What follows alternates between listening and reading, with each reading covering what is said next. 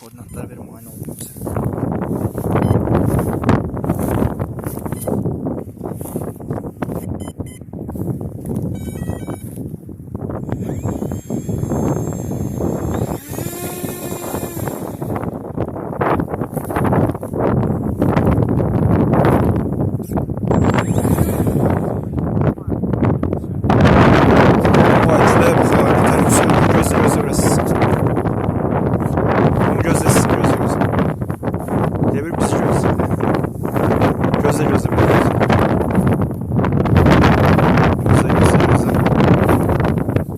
Tamam, başla.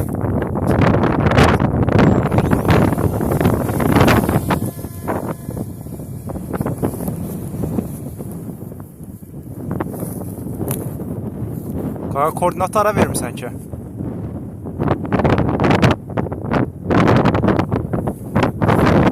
Özü dönəcəyi deyirsən, hə? Orada da avcımə altından çıxdı. O ne kadar uzaqdadır. Hə? Ha, bu da buradadır Tom. Şunu yaparmır o.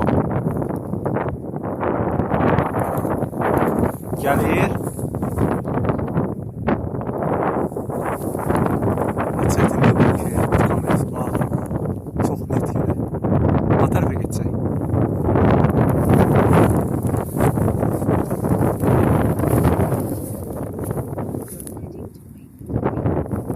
Dönüp gələcəkdi sən. Ay nə qədər irtifa, biz yaxın qoyduğumuz çəkə bilərik. Vay hara yüksəldi o. Hara yüksəldi.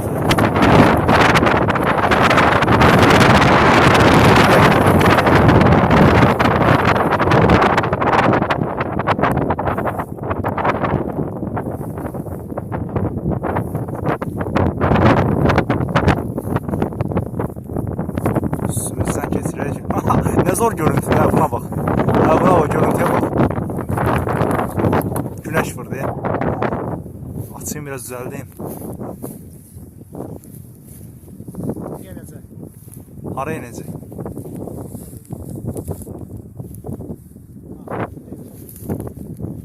Kuru geli beni yer.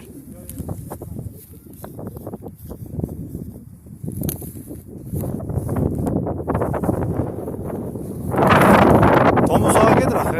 Ha, bu da inir Tom'u.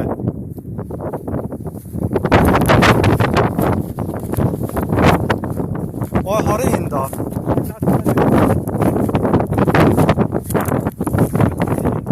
Ayda süper inir Tom'u. Ay can, bu ne da? Düz inir şu Tom'u.